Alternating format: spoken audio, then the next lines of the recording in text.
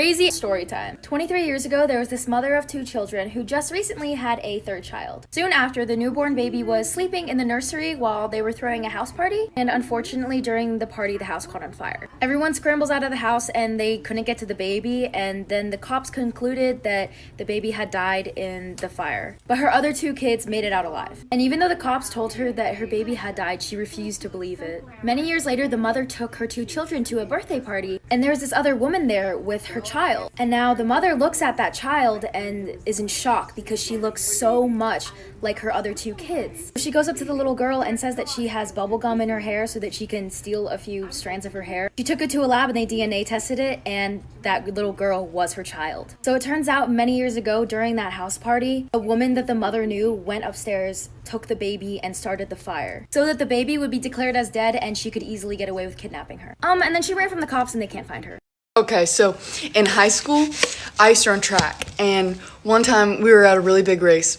It was nationals, like something like that, and there was a 3-way tie, and so we had to have a tiebreaker, but it had to be out of town. So my coach took me to the tie-breaking race, and we had to stop for a night at a hotel. And the next morning, I woke up, and they were gone. They left without me, and they didn't pay for the room or anything. So I had to pay for the room, but I didn't have any money, so I had to work for the hotel. My English teacher hates me for no reason. I'm the only person he calls out. I'm the only person he catches an attitude with, and I don't know why.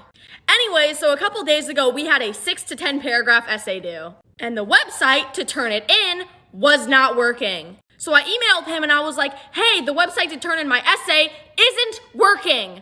I even sent this man a screenshot. He never answered me. So the next day I join his class and I'm like, hey, I cannot submit the assignment. It's not working. He looks at me and he goes, well, then don't submit it. What do you mean? It's due today. So then he goes on a rant about how not everybody submitted their essay. So I unmute myself and I'm like, I cannot submit it. And he gets a real bad attitude and he's like, I emailed you about it. I emailed you how to fix it. So then this man mutes himself and rants about me to the entire class. And the funny thing is he never sent me an email! I got into a fist fight with my mom. Story time. This is not my story. This is from a follower. So one day, me and my mom went out to this restaurant that was a little too classy for our behavior. Once we sat down, I noticed across the way, there was this girl that I went to high school with that I also fought back then. So I told my mom about her and she was on the lookout. Now, this girl has not changed since high school, so as soon as she notices me, she starts whispering kiki haha to her whatever friend she had. So I knew what type of time we was on. So I'm like, Mama, if we get into a fight at this place, we are to never return. So I go up to get me and my mom some drinks, and so as I'm standing there, I hear somebody walk up behind me and go, hey, and then they grab me by my shoulder. Now, I reacted like I was in a WWE SmackDown match, and I grabbed their wrist as hard as I could and twisted it like God. I hear all the commotion in the restaurant and people trying to break it up. My hair is in my face, her hair is in my face and in her face, and we're literally fighting. As we get split up, I move my hair from my face, and it's my mom. I don't know what possessed her to grab me by my shoulder. I was so embarrassed. That girl was looking at me like, This is why you should never lick envelopes unless you want, well, you'll see. A woman in California who worked at the postal office dealt with tons of envelopes. Now, normally she used a wet sponge to wet them, but she ran out of the water, so she decided to lick a couple envelopes to get them closed. In the process of licking it, she ended up cutting her tongue. She didn't think anything of it until about a week later when she noticed a huge lump forming on the side of her tongue. The doctor took a look at it and said, we need to do surgery and get this thing out of here. The doctor started to incise the lesion out, but then he noticed something crazy. Out from the hole came a live cockroach. It turns out that the envelope had cockroach eggs on it, and when she cut her tongue, the eggs went into her tongue and started forming into live cockroaches. I don't know about you, but I'm never licking envelopes again.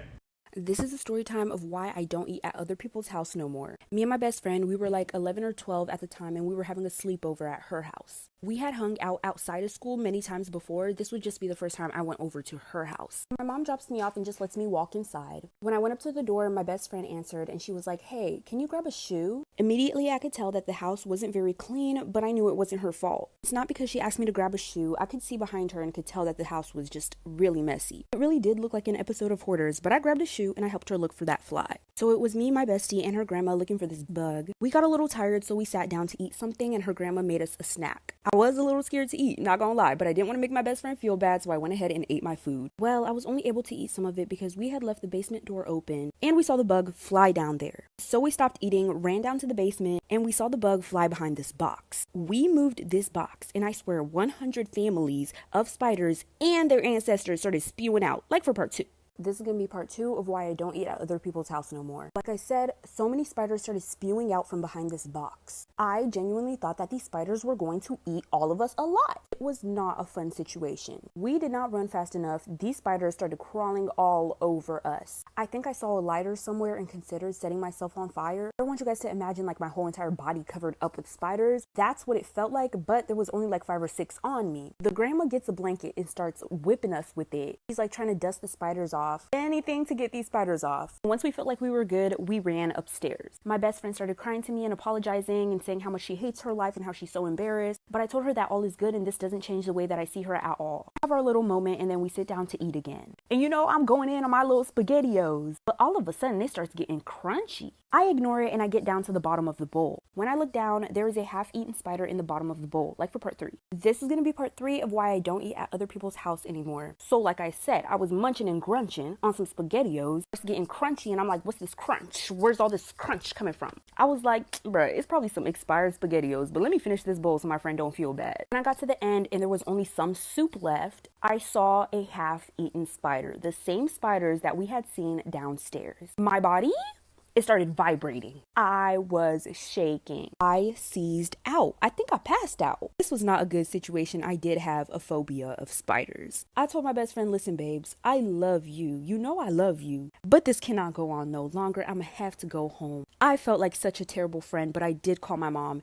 And she came to get me and she took me home. I told her what happened and she was upset with my friend's grandma. From then on, we only had sleepovers at my house. And ever since my family found out about her living situation, we would go over there sometimes to help them clean. We would bring food and games. I'm grown now, but me and this girl ended up falling out because of some drama.